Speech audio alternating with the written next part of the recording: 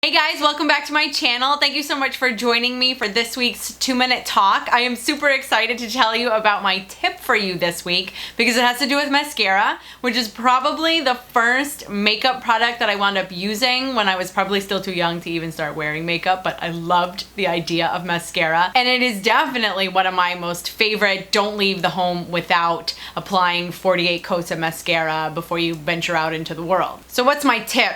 If you're anything like me, you just must get so excited when you're applying mascara that you wind up depositing it on places other than your lashes, particularly your eyelids.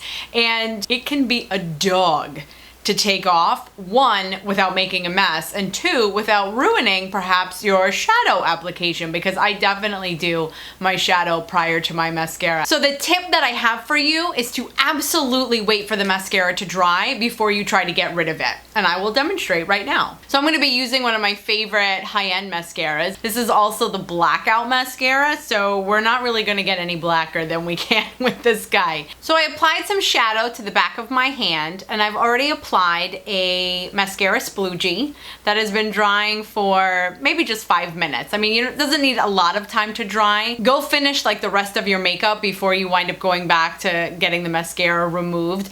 Definitely remove the mascara though before you apply your makeup setting spray. So then what I'm gonna do is I'm gonna take same mascara, and then right next to it I'm gonna apply a wet sploogie. And we are going to demonstrate the very messy difference between trying to remove a dry and a wet mascara. So on this side right here, I've got the wet mascara. I just applied it, and this guy right here is the dry mascara. I'm going to take some spit, and I'm going to roll the end of a Q-tip. Sticking out your tongue is not mandatory, and I am now going to go in and try to remove that mascara. And hello, we are making a mess. So what happens is when you're trying to remove the wet mascara, you're putting wet mascara on the tip of the Q-tip, which means any place you touch the Q-tip now will deposit more wet mascara. Also, it winds up spreading the mascara around. See, I just did it.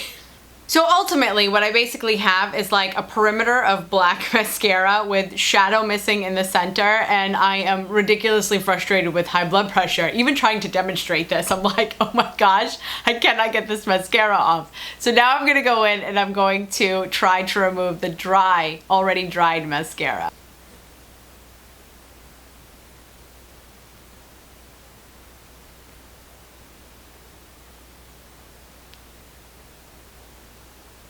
Hey! So I was able to just remove that splooge of mascara, not make an entire mess. I will go back in probably and reapply just a hair of shadow because it's not possible, the shadow is not cemented to your eyelid, so it's going to come off a little bit too.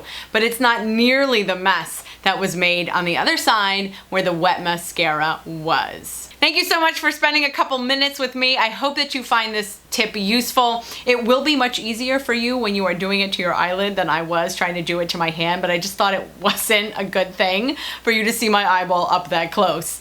So thank you again so much for watching. I hope you have a really good rest of the week. I am on social media. I am Gina Creone everywhere. Check me out over there. Please give this video a thumbs up and subscribe if you haven't already. I look forward to seeing you next time. In the meantime, thanks.